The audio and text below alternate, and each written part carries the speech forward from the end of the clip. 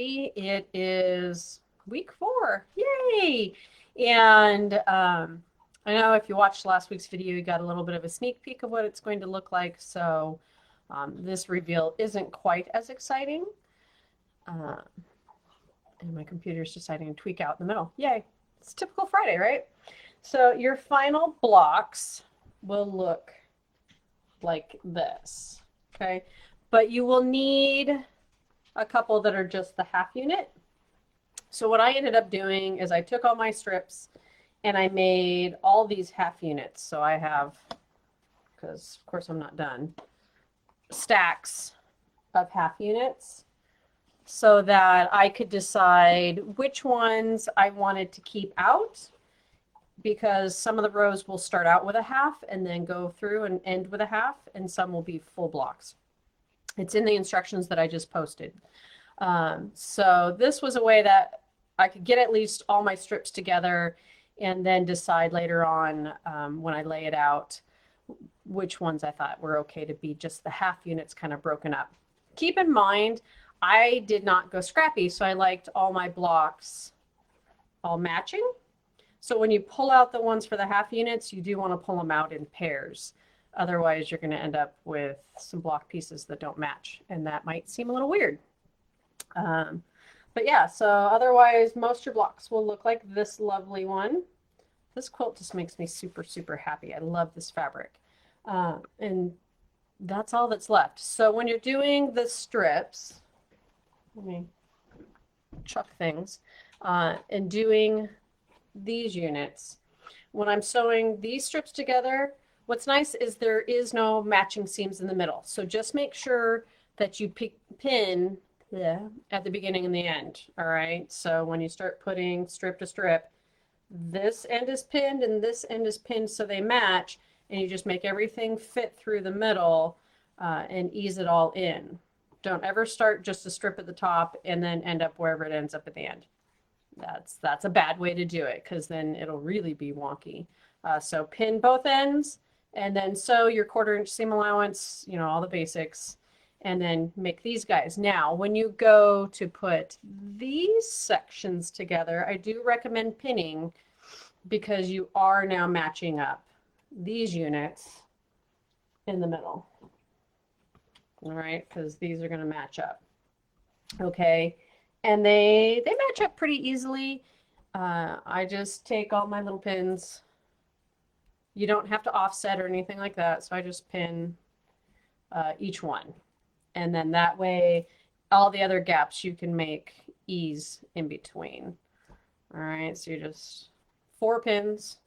Because at this point, because I've got these 4 seams pinned, I don't bother necessarily with the very beginning or the very end, because by the time I get there, as you can tell, they match up. So just make sure once you get there, you're just kind of using your fingers, holding it, matching it.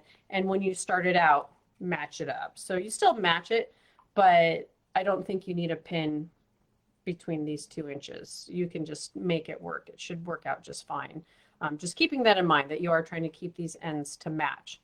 And then you just sew it and magic. Okay. So the only other thing was I had some questions about directional, and didn't really do a demo last week to show you how to work with directional. So that's what I'm going to kind of just show you a down and dirty vision of. Oh, and these blocks, finish size 12.5 inches square. Okay, so hopefully they'll come right about 12.5 or pretty close. My rule of thumb for you guys is going to be, as long as they're all the same, so if they're 12 3/8 or whatever, as long as they're all the same, you're good. Don't freak out. Okay, so if they're not just dead on 12.5, you're okay, as long as you're consistent, because as long as you're consistent, everything's still going to match up as you put your blocks together. Okay, so that's my rule for you.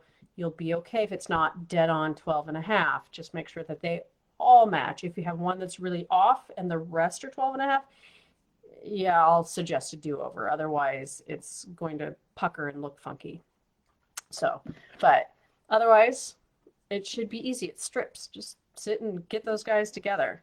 But directional. So, as you're doing these pieces, if you are doing directional, and kind of as I was saying with my block, this was the only directional one I had, and I've got them upside down. I wanted all the critters kind of facing upward, because in this quilt, all the blocks go this way. It doesn't twist and turn and all those kinds of things. So I did get a little fussier. I wanted all them critters up. So one section I have going this way, and essentially as I made this other section, I did it kind of in the reverse. So I'll show you what I mean by the reverse. So that I didn't have to try to get my brain to twist how it's thinking on the angles. All I really did, I'm going to come down here, and I hope this doesn't start confusing everybody. So when I made stacks, I had like my center, my two outers. Okay, so when I was sewing it for the top side, so like this guy, my animals would be all going the right way. And you can always test it by just laying them right sides together as we did, and just kind of fold it over, right? And go, yep, critter still looks good. And then this one, you lay it that way and you fold it and you go, yep, my critters are all going to behave the way I want them to. And so at this point, you can sit and either draw your diagonal line with your ruler, or, you know, do your trimming like we did with the simple folded corner. All right. So then, to make it easy so your brain doesn't break, when I'm trying to do the other side, where in the end the animals are going to face the other way, all I did was turn them around. Okay. Because then when I did that and I folded it, and I did this and I folded it, you're going to match up. And so your animals are going to go the same way.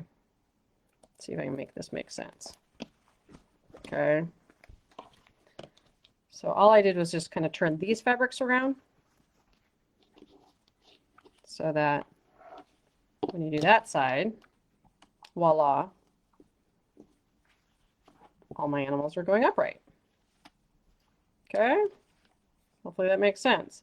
So instead of trying to leave your fabric staying facing upward and rethink your angles the opposite direction, just turn your fabrics around and then do them in the reverse, because then once you flip them, they'll be okay. I hope that made sense.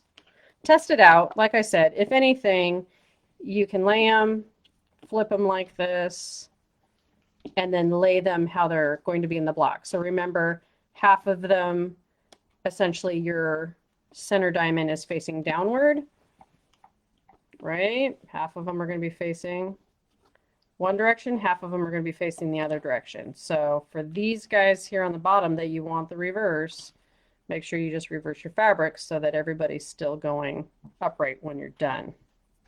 Clear as mud, I know. Trust, I know, but do it, trust me, test it out. If it doesn't work for you, you can call and yell at me. I'll take the heat. I'm okay with that, and I'll help you fix it. But that was how I did it, to make sure that everybody, you know, this guy's kind of upward and this little hedgie's upward. I didn't have a lot of them that were as directional. This one might have a few more critters. There we go. Yeah, got my badger and then my little foxes, and they're all kind of in that upward motion. So all I did was turn it around, but do the same steps. And that way I could chain piece all my steps and not have to rethink the actual steps for construction. All right. I know, confusing. I'm sorry. It's Friday. So that's the trick for those of you playing with directional. Otherwise, the trick is let it go. Just don't worry about it, because as you can tell, everything's pretty small. So unless you really have, like, even stripes aren't going to matter. So it has to be really fussy directional fabric to really make a big difference to stand out to people.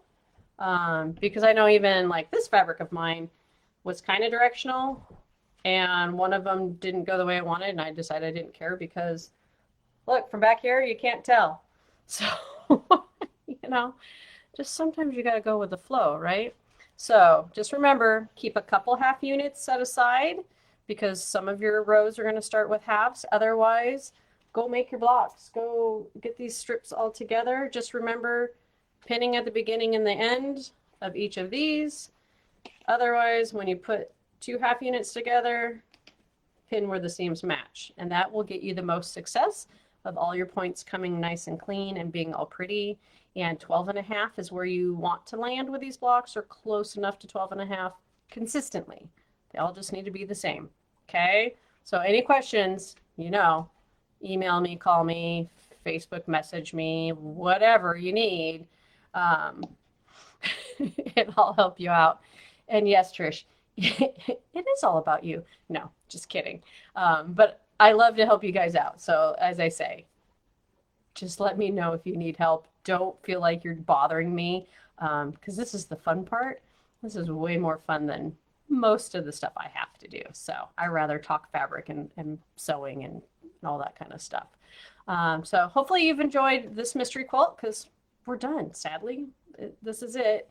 Unless you join Marches, and then you can see me again for a different project. And if you want, you can do the kits and those kinds of things too.